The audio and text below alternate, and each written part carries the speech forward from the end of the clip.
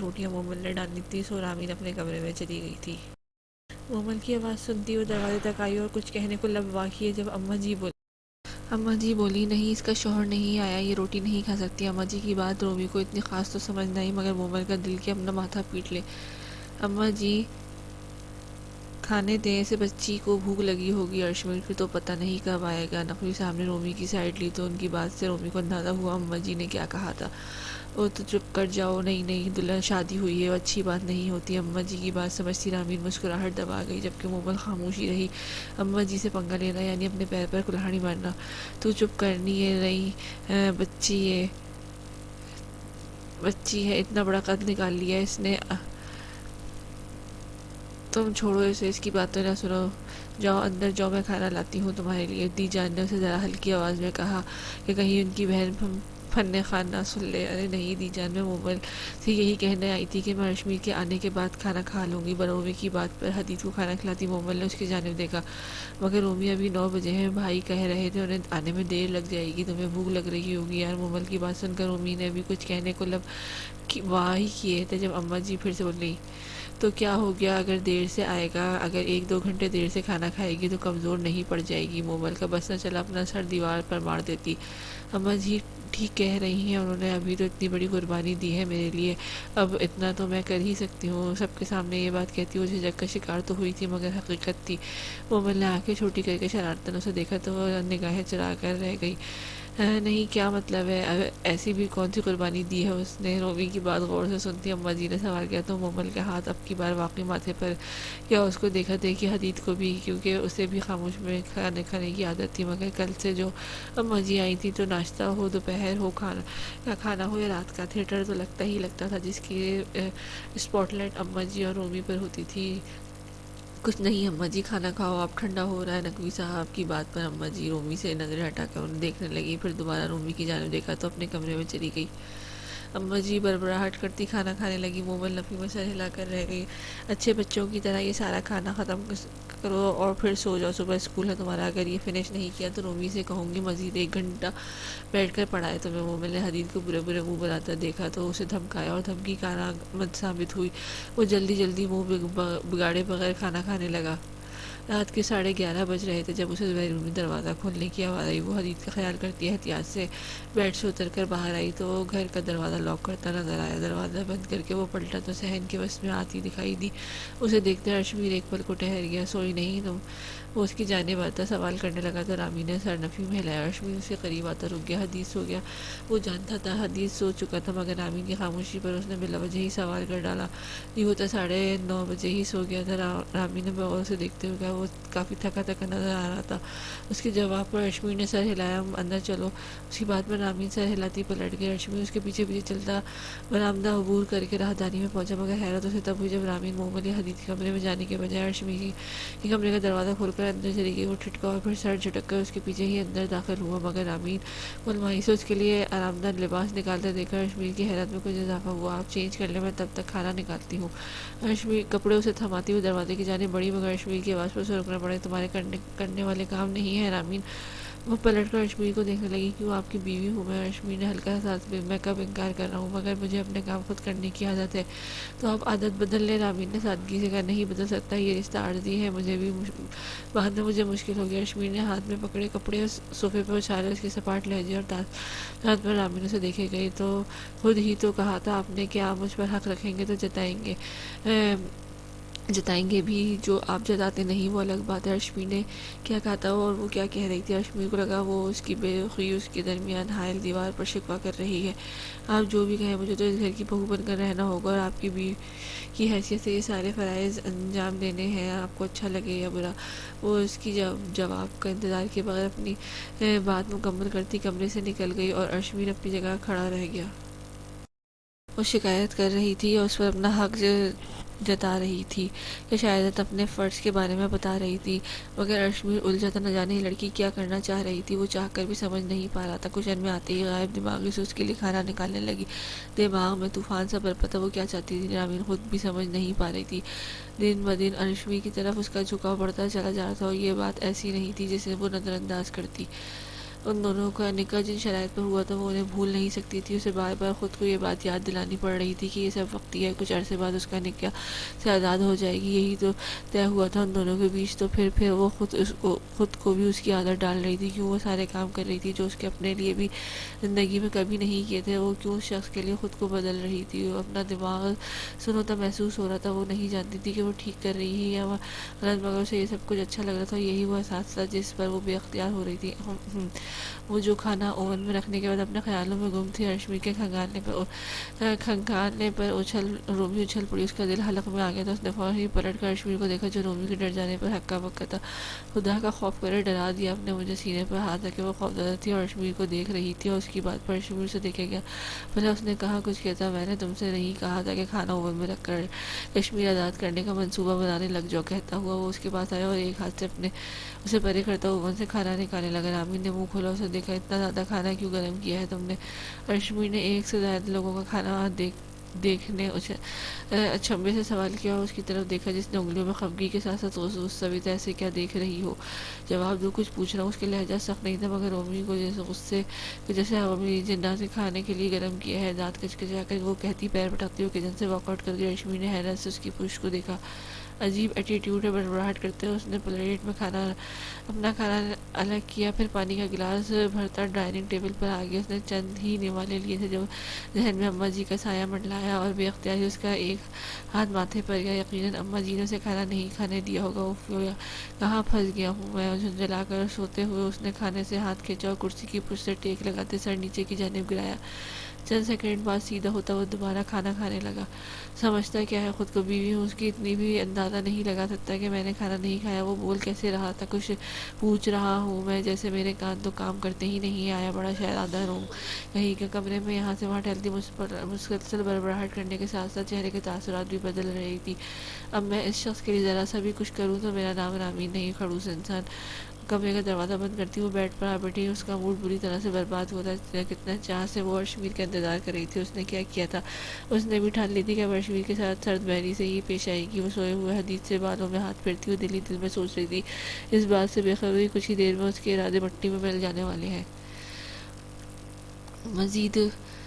مزید کچھ وقت اور گزرا اور اٹھ کر مومن کمرے میں جانے کا سوچ ہی رہا تھا. پھر جب وہ کمرے کا دروازہ کھلتا اندر داخل ہوا، اسے دیکھتے ہی رومی کی حدید کے سلکی بالوں میں چلتے ہاتھ رک گیا.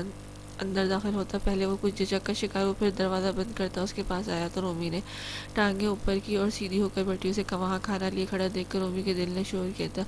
اگر تم نے مجھے خود بتا دیتی کہ تم نے کھانا نہیں کھایا تو زیادہ بہتر ہوتا. اس کے سامنے رکھا کھانا رکھتے ہوئے بولا تھا. رومی خفت زدہ ہوئی.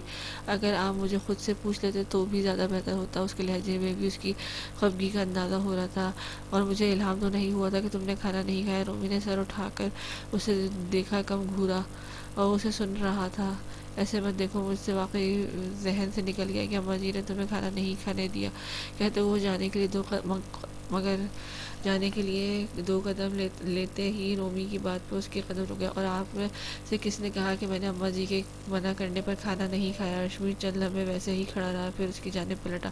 پھر کس نے منع کیا تھا؟ ضروری تو نہیں کسی نے منع کیا ہو. اپنی مرضی سے آپ کے آنے کا انتظار کر رہی تھی. ارشمی اسے دیکھے گیا تھا. وہ لاجواب ہوا تھا. یقیناً اسے اس بات کی توقع نہیں تھی.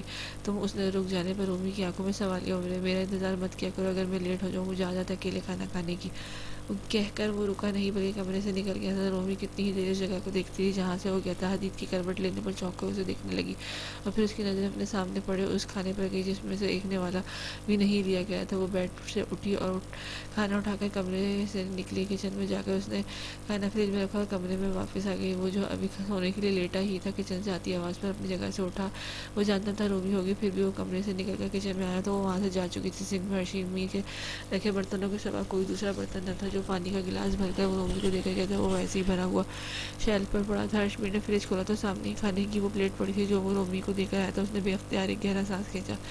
جناب یار کو اب بھی آفس نہیں جانے دیں گے آپ؟ زینیا نے سکندر صاحب کے سامنے ناشتے کی پلیٹ رکھتے ہوئے کہا. نہیں فکر نہیں کرو، زیادہ دن گھر پر وہ ویسے بھی نہیں رک سکتا. آج سے آفس واپس جوائن کرے گا وہ. زینیا نے بھی اختیار پرسکون سانس لی. ورنہ جیسے زاویہ کا کچھ پتہ نہیں لگتا تھا ویسے ہی سکندر کا بھی پتہ نہیں لگتا تھا. چلے یہ تو بہترین ہے. رات کو پتہ نہیں کب واپس آئے تھے وہ، آج نہ جانے وقت پر اٹھے گا بھی یا نہیں. زینیا نے امن کے گلاس میں جوس ڈالنے کے بعد اپنی کرسی سنبھالی. زیادہ دیر سے بھی نہیں آیا تھا، اٹھ جائے گا جلدی. اور بابا آپ کو پتہ ہے نوریہ جاب کرنا چاہتی ہے. امن نے یاد آنے پر ذکر چھیڑا تو زینیا اور سکندر دونوں چونک گئے. نوریہ یہ جاب کرنا چاہتی ہے؟ انہیں لگا جیسے سننے میں غلطی ہوئی. ہاں جی ہاں، کافی ٹائم سے. وہ تو میں نے اسے منع کر دیا تھا کہ ابھی آپ اسے اجازت نہیں دیں گے کیونکہ شادی میں بہت کم وقت بچا ہے. اچھا کیا تم نے. میں واقعی سے اجازت نہ دیتا. شادی ہو جائے اس کے بعد دیکھیں گے. اپنا بزنس ہے، وہ جب چاہے آ سکتی ہے، لیکن شادی کے بعد کون کہاں آ سکتی ہے اور کس کی شادی کے بعد؟ وہ ڈائننگ ہال میں قدم رکھتا مخصوص انداز میں سوال کرتا کرسی پر بیٹھا. Good morning. ہمیں لگا تھا تم دیر سے اٹھو گے. امن نے اسے سر سے پیر تک دیکھا. وہ اٹھ تو گیا تھا مگر ابھی تک شب خوابی کے لباس میں تھا. شاید اس کا آج آفس جانے کا ارادہ نہیں تھا. نہیں، میری آدھا گھنٹہ پہلے ہی آنکھ کھل گئی تھی. پھر وہ دوبارہ نیند نہیں آئی. وہ گلاس میں پانی اور ڈیل کر لبوں سے لگایا گیا. تو تم نے چینج کیوں نہیں کیا؟ زینیا اس کے لیے آملیٹ کا پیس نکالنے لگی تو زاویہ نے ہاتھ کے اشارے سے کہا چینج میں نے اس لیے نہیں کیا کیونکہ میں آفس لیٹ جاؤں گا اور ناشتہ بھی نہیں. پلیز میں صرف کافی پیوں گا. گلاس خالی کر کے اس نے واپس ٹیبل پر رکھا اور بات مکمل کر کے میٹ کو آواز دیتے اسے کافی بنانے کو کہا. بتایا نہیں آپ نے کس کی بات ہو رہی تھی؟ زاویہ نے اب کی بار سکندر کی جانب دیکھا. نوریہ کی بات ہو رہی تھی. امن کہہ رہا تھا کہ وہ جاب کرنا چاہتی ہے. وہ ناشتہ کرتے ہوئے بغیر اس کی جانب دیکھے کہہ رہے تھے نوریہ جاب کرنا چاہتی ہے. زاویہ کے ماتھے پر بل پڑے. تم تو ایسے ریئیکٹ کر رہے ہو جیسے کوئی انہونی بات ہو گئی. اس نے پڑھائی کی ہے ماشاءاللہ اتنے بہترین نمبروں سے جو کامیابی حاصل کی اس کے لیے تو تم نہیں کہ تمہاری بیوی بن کر سارا دن وہ گھر پر پڑی رہے. سکندر نے اس کی کم عقل پر ماتم کرتے اسے لڑا. زاویہ نے ایک نظر زینیا پر ڈالی اور پھر آمن اور پھر سکندر کو دیکھ کر سر جھٹکا. خود ہی اس سے نمٹ لے گا وہ جس سے زیادہ ہی نوکری کرنے کا شوق چڑھا تھا. خبردار اگر تم نے اسے کچھ کہنے کی کوشش بھی کی تو نوریہ کے شوہر تو تم ہو مگر ابھی ہم دونوں زندہ ہیں اور جو چاہے کر سکتی ہے. اس کی اپنی زندگی ہے. سکندر کو جیسے اس کی خاموشی کچھ ہضم نہ ہوئی اور انہوں نے اس کا دماغ پڑھ لیا. زاویہ کا بس نہ چلا اپنا ماتھا پیٹ لیا مگر اس کے 2 انگلیوں کی مدد سے اپنا ماتھا مسئلہ. نوریہ کے آفس جانے میں ایسا تو کوئی مسئلہ نہ تھا مگر اس کا آفس آنا یعنی آئلن اور نوریہ کے آپس میں ٹکراؤ ہونا اور پھر نوریہ کا دماغ اسے دیکھ کر ویسے ہی جگہ پر نہیں رہنا تھا. اور اب جب وہ اس کی بیوی تھی تو اس کو آئلن سے مسئلہ ہونا بنتا بھی تھا مگر وہ کچھ کر بھی نہ سکتا تھا کیونکہ وہ آئلن کو ایسے آفس سے نکال نہیں سکتا تھا. تو ان سے بات کر رہا ہوں. اس کی خاموشی پر سکندر برہم ہوئے. اچھا بابا ٹھیک ہے، نہیں کر رہے کہہ رہا میں کچھ آپ کی چہیتی بہو کو. زاویہ نے جل کر جواب دیا تو آمن نے جوس کا گلاس لبوں سے لگا تو مسکراہٹ روکی. السلام علیکم. وہ چہکتی ہوئی ڈائننگ ہال میں داخل ہوئی اور آمن کے ساتھ والی کرسی سنبھال لی تو سب نے ہم آواز اس کے سلام کا جواب دیا. Good morning. اس نے آمن کی جانب جھک کر ہلکی آواز میں خاص طور پر اسے مخاطب کیا کیونکہ اسے گڈ مارننگ کی ہی عادت تھی. زمل کی حرکت آمن نے ہونٹوں پہ گہری مسکراہٹ آئی جس سے وہ اس باہر بھی خوبصورتی سے چھپا گیا اور جب آمن اس نے صرف سر خم کیا تو زمل کے ماتھے پر بل پڑا. اتنی جلدی کیوں اٹھ گئی تم؟ زینیا نے ناشتہ اس کی جانب بڑھایا. یونیورسٹی جانا ہے ٹیسٹ ہے. زمل نے ہونٹوں پر مسکراہٹ لاتے ہوئے کہا ٹیسٹ تم نے بتایا نہیں. پہلے وہ کس کے ساتھ جاؤ گی؟ سکندر نے چائے کا کیسے لیتے ہوئے سوالیہ نظروں سے زمل کو دیکھا. آمن کو پتا تھا. مجھے لگا کہ ماما نے بھی آپ کو بتایا ہوگا اور آمن کے ساتھ ہی جاؤں گی. وہ اب ناشتہ کر رہی تھی. صوفیہ ایمرجنسی میں آج صبح کی فلائٹ سے واپس جا کراچی جا چکی تھی کیونکہ جہاں وہ پڑھتی تھی وہاں کوئی ایونٹ ہونا تھا اور آج زمل کا یونیورسٹی میں ایڈمیشن کے لیے ٹیسٹ تھا. زینیا اور سکندر نے اس کی بات میں سر اس بات میں ہلایا. میں چلتا ہوں.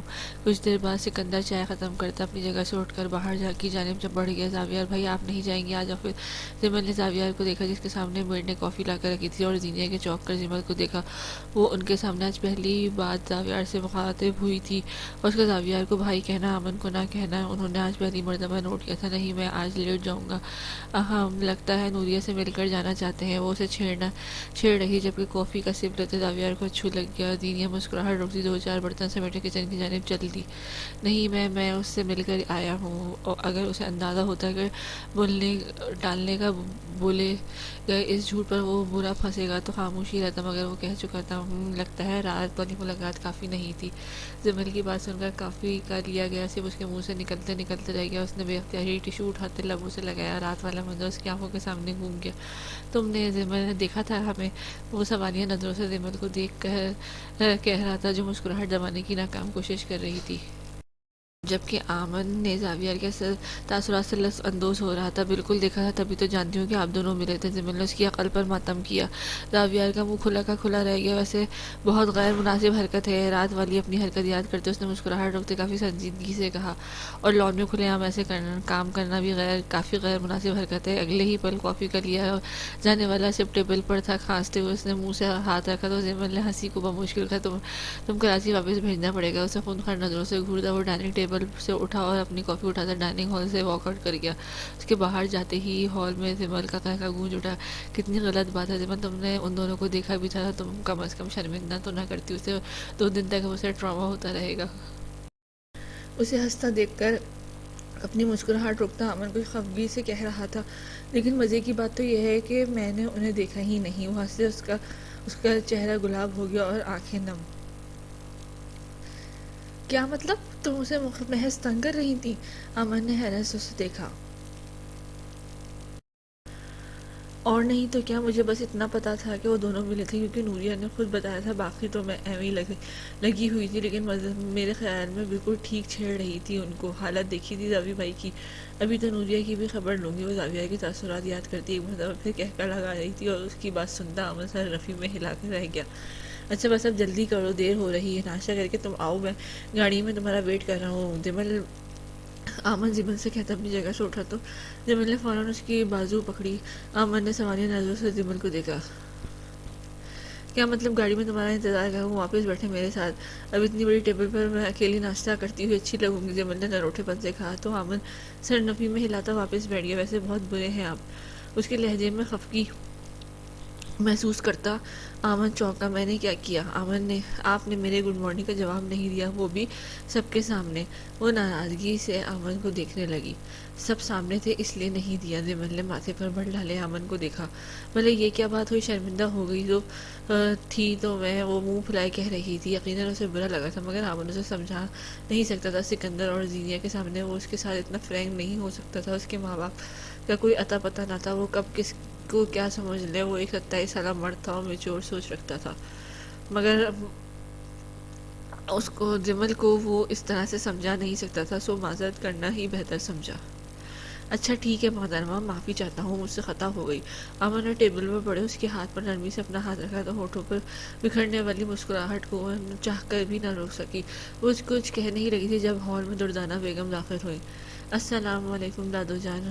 وہ دونوں نے فوراً ہی انہیں سلام کیا اور امن نے اس کے ہاتھ پر سے اپنا ہاتھ ہٹایا، مگر دردانہ بیگم کی تیز نظریں وہ منظر دیکھ چکی تھی۔ وعلیکم السلام۔ وہ ان دونوں کو جواب دیتی کرسی سنبھال گئی تو آمن اور زمن نے ایک دوسرے کی جانب دیکھتے مسکراہٹ دبائی۔ آج اسے ایک میٹنگ اٹینڈ کرنے لاہور جانا تھا، جہاں جانے میں اسے 1 گھنٹہ لگنا تھا، سو آج وہ جلدی اٹھ کر خود تیار ہو چکا تھا۔ مومن ناشتہ تیار کر رہی تھی اور اب اسے بس حدید کو اٹھا کر اسے تیار کرنا تھا۔ آج اس کا پیپر تھا تو اس کو اسکول جانا بھی ضرور تھا، سو وہ اپنے کمرے سے نکل کر اسے کمرے کی جانب آیا، مگر کمرے کا بند دروازہ دیکھ کر اسے اچنبھا ہوا۔ ارشمیر جیسے ہی دروازہ کھول کر اندر داخل ہوا تو اسے بیڈ پر حدید کے ساتھ رومی بھی سوئی نظر آئی۔ وہ اسے دیکھ کر چھٹکا، وہ ساری رات یہاں سوئی تھی۔ ارشمیر دروازہ بند کرتا اس کی جانب بڑھا، وہ کروٹ کے بل سوئی ہوئی تھی اور حدید اس کی کمر میں گھس گیا تھا۔ وہ احتیاط سے اس کو حدید کو رومی سے دور کیا اور گھور کر اس معصوم بچے کو دیکھا جس بیچارے کو کسی بات کا علم بھی نہ تھا۔ وہ گھوم کر رومی کی جانب آیا اور ایک نرم سے کشن خود سے بھی سے گہری نیند میں سو رہی تھی، چادر کے نام پر اس نے اپنا ہی دوپٹہ اپنے اوپر پھیلایا ہوا تھا۔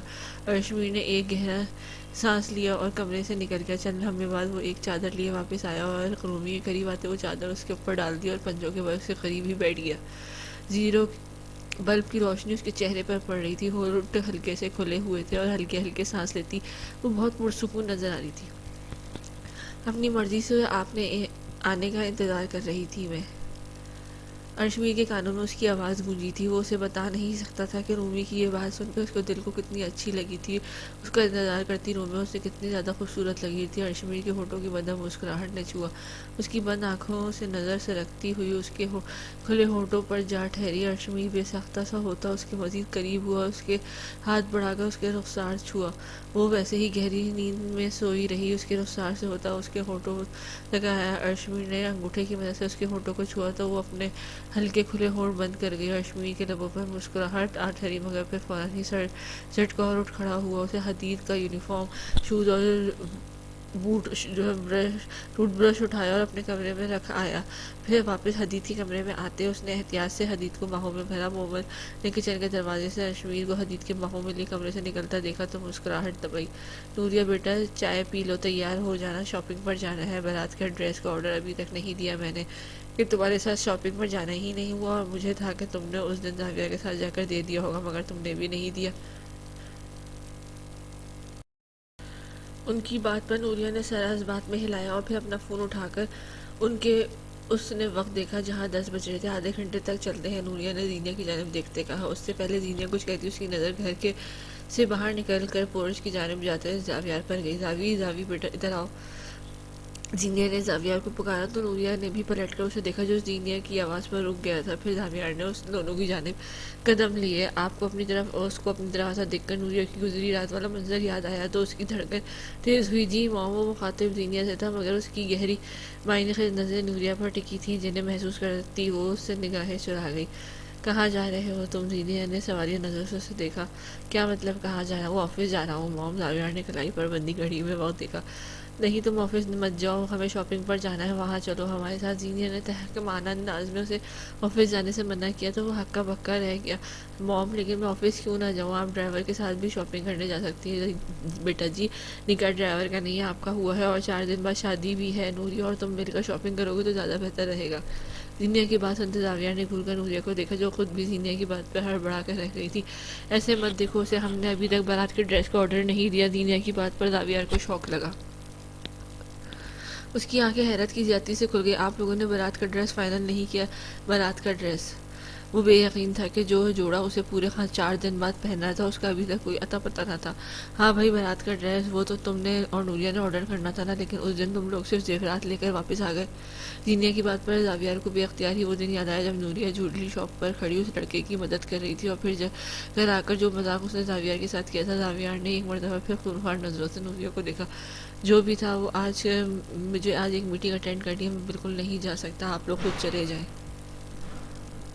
آپ لوگ خود چلے جائیں. کہتے ساتھ اس نے نوریہ کی طرف دیکھا جس کی آنکھوں میں زاویار کی بات پر خفگی اتری تھی، مگر فی الحال وہ اس کے نخرے اٹھانے کے موڈ میں بالکل نہ تھا. ابھی تو کیا بعد میں بھی وہ اس ڈیوٹی کو سر انجام دینے کا کوئی ارادہ نہیں رکھتا تھا. زاویار میں تمہارے باپ کو تمہاری شکایت لگا دوں گی. زاویار کے ہونٹوں پر استہزاء مسکراہٹ آئی. محمد 4 سال کا بچہ نہیں ہوں جسے آپ باپ کے نام سے دھمکا رہی ہیں. بابا بھی آپ کی طرح 2 باتیں ہی سنائیں گے، یا شاید میری ڈٹائی کا سوچ کر وہ بھی نہ سنائے. اس کے انداز میں لاپرواہی تھی جس پر زینیہ کڑ کر رہ گئی. وہ واقعی ہی ڈھیٹ پایا گیا تھا، جبکہ نوریہ کو اپنے نئے نئے مزاجی خدا کی بات سن کر افسوس سا ہوا تھا. برا سا منہ بناتے سر جھٹک گئی. نہ جانے اس شخص کے ساتھ زندگی کیسے گزرنے والی تھی. زاویار تم؟ زینیہ نے کچھ کہنے کی کوشش کی. مام پلیز، میری آج ایک بہت امپورٹنٹ میٹنگ ہے. میں نے اشمیر کو ریاست نگر سے بلوایا، وہ میرا انتظار کرے گا. مجھے آلریڈی دیر ہو رہی ہے. بائے. وہ اس کی بات سنے بغیر اپنا کہتا وہ تیز تیز قدم اٹھاتا گاڑی کی جانب بڑھا. زینیہ نے نفی میں سر ہلاتے اسے دیکھا. آنٹی پریشان مت ہو آپ. غلط زاویار بھی نہیں. آپ اتنی اچانک ہمارا پلان بن گیا، اس کے لیے وہ اپنی میٹنگ تو نہیں کینسل کر سکتے تھے نا. نوریہ نے زینیہ کو زاویار کی پشت کو گھستے پایا تو ہلکے پھلکے انداز میں کہا. زینیہ نے بھی سر بات میں لایا. وہ بھی ٹھیک کہہ رہی تھی. اچھا چلو میں عامر سے کہہ دیتی ہوں، جمل کو لے کر واپس آئے گا تو چلیں گے. زینیہ نے اس کے ساتھ والی کرسی سنبھال لی. آمن کو کیوں ڈسٹرب کریں، ہم ڈرائیور کے ساتھ چلے جاتے ہیں نا. نہیں بھی انہیں بھی ہاسپٹل جانا ہوگا. نوریہ نے سرسری سے کہا کہ وہ خود ساس بہو شاپنگ سے ہو آئیں گی. خواہ مخواہ ان عورتوں کے درمیان خور ہوگا. نہیں شادی کی وجہ سے آمن نے لیو لے لی ہے. گھر کے تمام کام اتنے کام وغیرہ ہیں. زاویار سے تو کوئی امید ہی نہیں. اچھا ہوگا نا آمن ساتھ ہوگا. اس کی بات پر نوریہ نے سارا اس بات میں ہلا دیا کہ چلو یہ بھی ٹھیک ہے. اس طرح وہ سمل کو بھی اب ساتھ لے جائے گی تو شاپنگ کرنے میں مزہ بھی آئے گا. صوفیہ آنٹی تو واپس چلی گئی، تو کیا اب وہ ہماری شادی میں نہیں آئیں گی؟ خیال آنے پر نوریہ نے سوال کیا. ارے نہیں، وہ کہہ رہی تھی مہندی والے دن واپس آ جائے گی. وہ جس انسٹیٹیوٹ میں پڑھاتی ہے وہاں کوئی ایمرجنسی میں فنکشن ارینج ہو گیا تھا تو وہ 2 دن کے لیے گئی ہے. اس کی بات پر نوریہ نے ایک مرتبہ پھر سر کو جنبش دی. صوفیہ کے ساتھ اس گھر میں رہتے ہوئے اس کی بہت زیادہ بات چیت نہیں ہوئی تھی کیونکہ وہ مصروف ہی رہتی تھی اور نوریہ اتنی باتونی بھی نہ تھی. اوپر سے عمر کا بھی کچھ فرق تھا. زمل کے ساتھ تو اس کی کافی بنتی تھی. تم رات کو حدید کے ساتھ ہی سو گئی خیریت؟ مومن نے چائے کا مگ اسے تھماتے ہوئے کہا تو وہ سر بعد میں ہلانے لگی۔ ہاں پہلے مجھے نیند نہیں آ رہی تھی، پھر پتہ نہیں کب نیند آ گئی، پتہ ہی نہیں لگا۔ اس نے مگ سائڈ ٹیبل پر رکھا تھا، ابھی اس کی نظر پر وہیں پڑے مگ مومل کے فون پر کہیں جان دانیہ کی کال آ رہی تھی۔ وہ اب نمبر سیو کر چکی تھی۔ رامین نے مومل کی جانب دیکھا جو اس کے سامنے صوفے پر بیٹھی تھی۔ اس کی نظر یقیناً اپنے موبائل پر نہیں گئی تھی کیونکہ موبائل سائلنٹ پر تھا۔ دانیال سے بات ہوتی ہے تمہاری؟ اسے اندازہ ہو گیا تھا کہ ان دونوں کی بات ہوتی ہے، مگر وہ مومل کا جواب سننا چاہتی تھی۔ اس کے سوال پر مومل چند لمحے خاموش رہ گئی، جیسے کسی کشمکش کا شکار ہوئی ہو۔ ہاں ہوتی ہے، وہ رامین کو دیکھتے کہہ رہی تھی جو اس کی طرف نہیں دیکھ رہی تھی۔ بتایا نہیں تم نے؟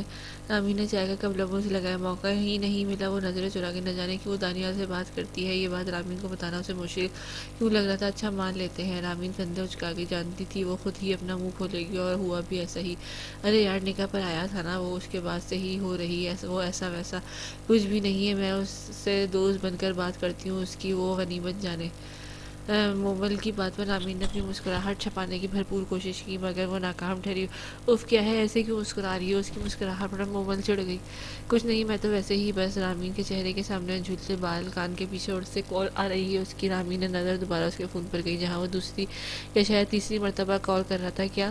وہ تیزی سے صوفے سے اتری اور سائڈ ٹیبل پر اپنا فون اٹھایا۔ اوف عجیب انسان ہے یہ۔ کال کاٹ کر بڑبڑاہٹ کرتی ہوئے دوبارہ صوفے پر بیٹھی۔ اس کے انداز پر رومی نے ایک آئی بروز گئی۔ کیوں عجیب انسان ہے؟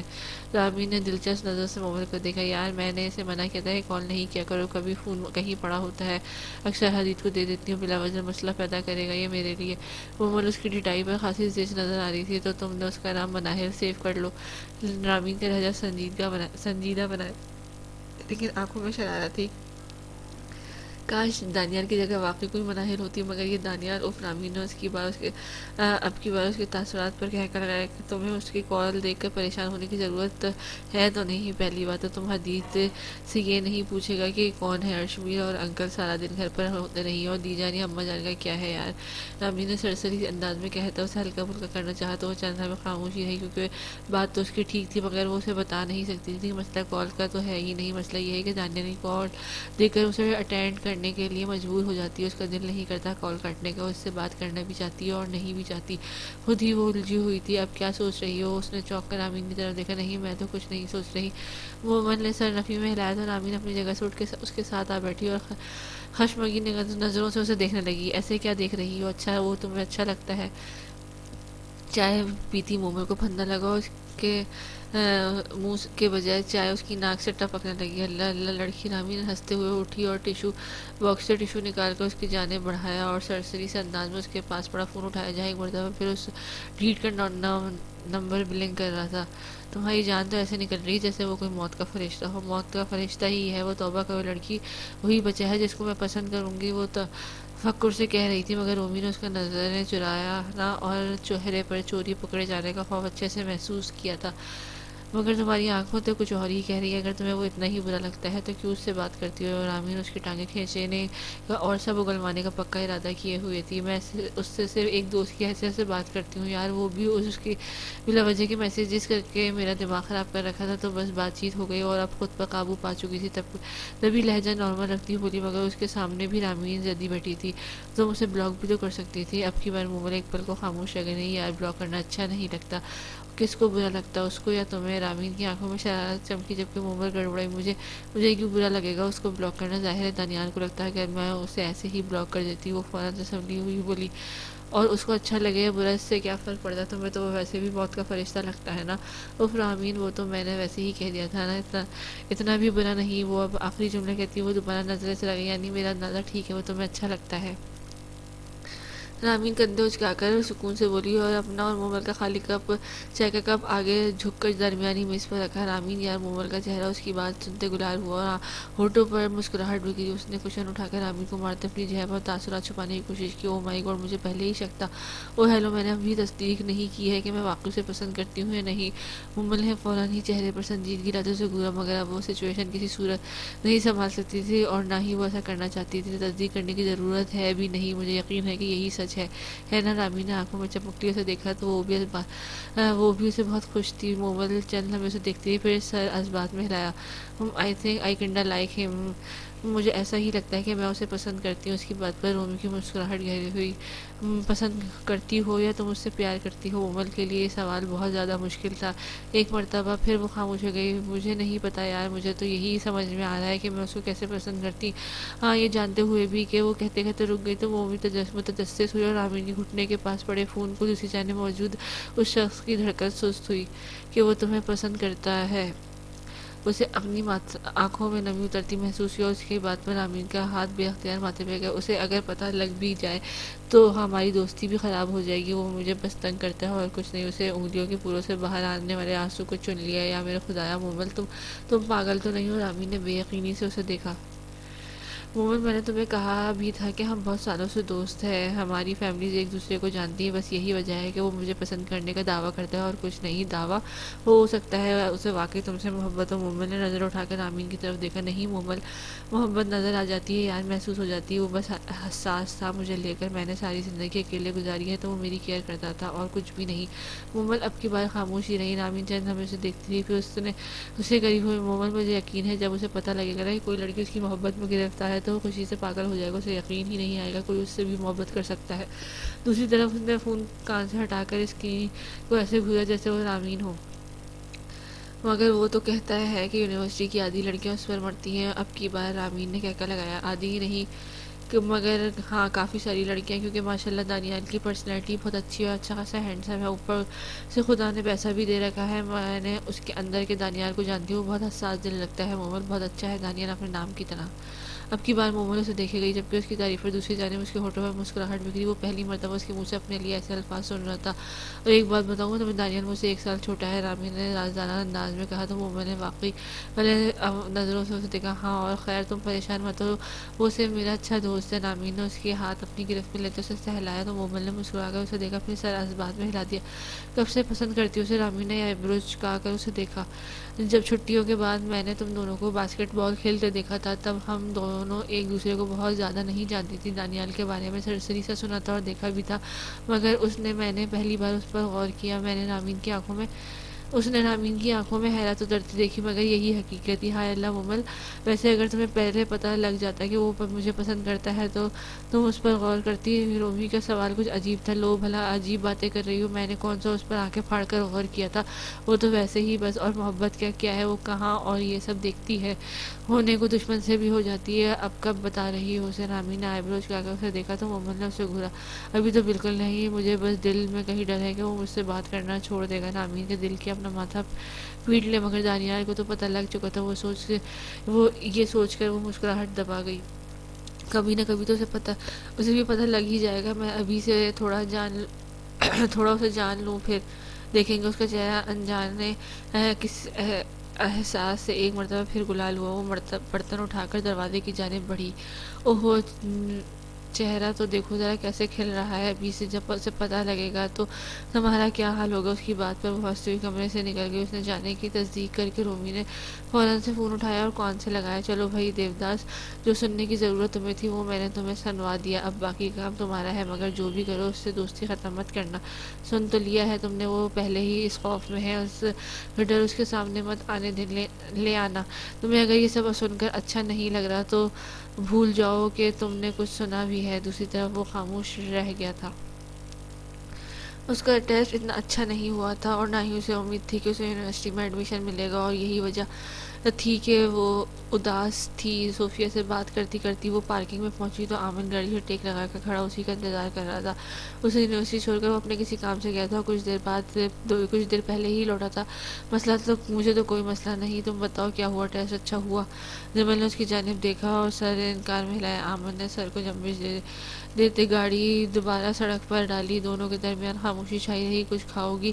چند لمحے بعد جمیل کی سماعتوں سے اس کی آواز ٹکرائی، نہیں گھر چلتے ہیں، نوریہ اور مام کو پک کرنا ہے، شاپنگ پر جانا ہے ان دونوں نے، اور ہم دونوں بھی ان کے ساتھ جائیں گے، وہاں دیر لگ جائے گی، تو پہلے کچھ کھا لو۔ آمن نے ایک بیکری کے سامنے گاڑی روکتے ہوئے کہا۔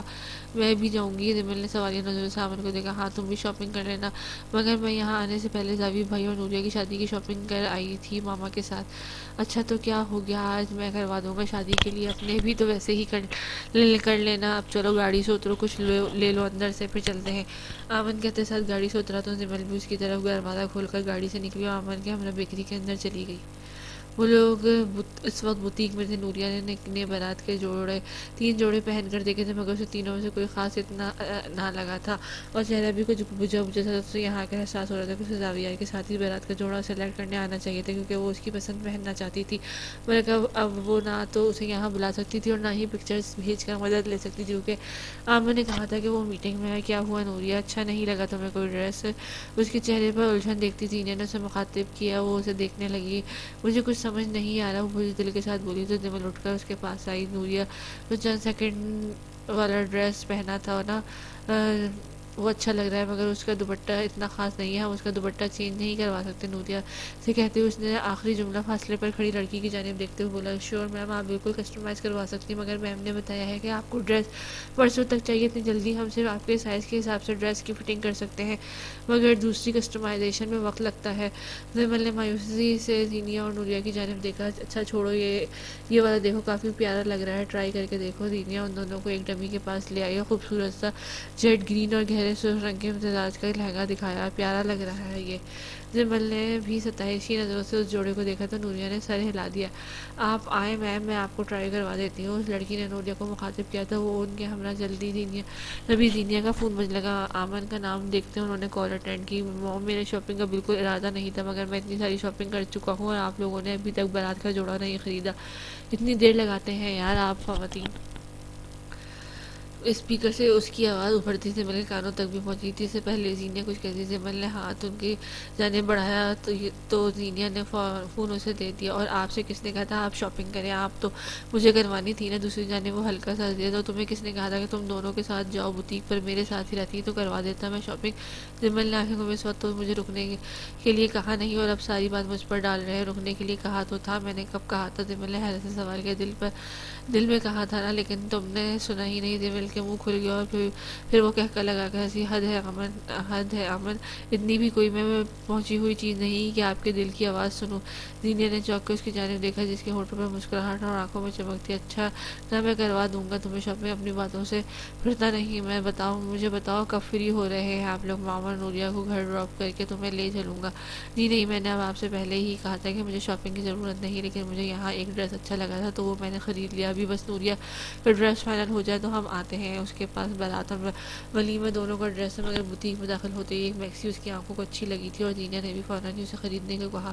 اچھا چلو ٹھیک ہے، میں ویٹ کر رہا ہوں. اسے کہتے ہوئے اس نے کال کٹ کر دی. تو زمل نے مسکراتے ہوئے زینیا کو فون واپس کر دیا. اس سے پہلے وہ کچھ کہتی، نوریا اس بھاری جوڑے میں مشکل چلتی اور خود کو سنبھالتی.